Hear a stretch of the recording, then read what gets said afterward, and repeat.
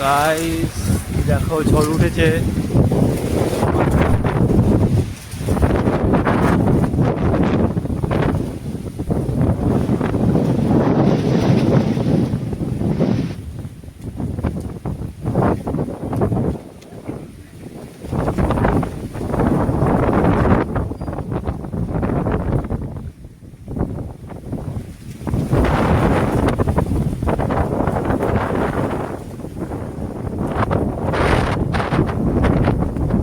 অন্ধকার করে দিয়েছে পুরো।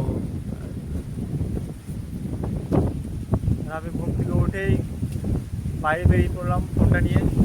মা বলছিল বাবু বাইরে বেরা, তাড়াতাড়ি অন্ধকার করে দিয়েছে, মেঘ করেছে করে। ভাবলাম দেখি তোমাদেরকেও দেখাই।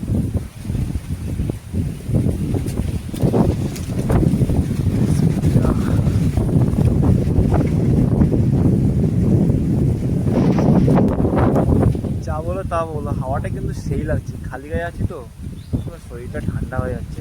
উফ, ঘুম থেকে উঠেই বেরিয়ে পড়েছি কেমন ফোনটা নিয়ে বেরিয়ে পড়ছি। সুন্দর লাগছে, আরও জোরে হাওয়া দেখতে ভালো লাগছে, ভীষণ ভালো লাগছে।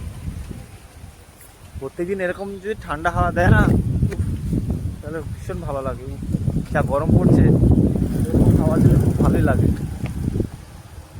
আর বাবা দেখো এই একা একা ছাড়ছে। আর আর আর মোটামুটি এক সপ্তাহ রোদের শুকানো দরকার এই আমাদের পুকুরের আড়িগুলো। আর এক সপ্তাহ রোদ দেয়, তারপরে বৃষ্টি হোস।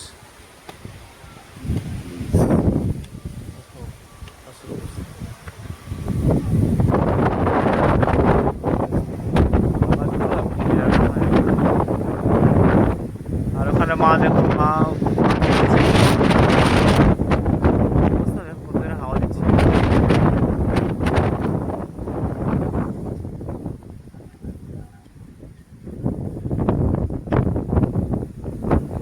তাপমাত্রা দেখো।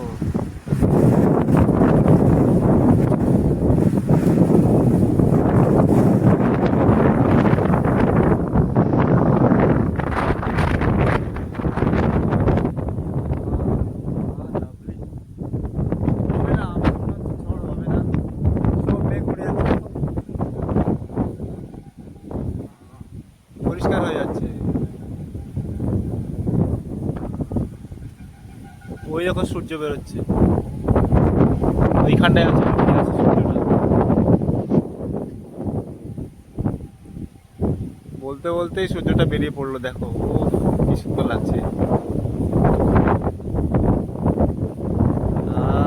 সূর্য বেরিয়ে পড়েছে, আর হবে না,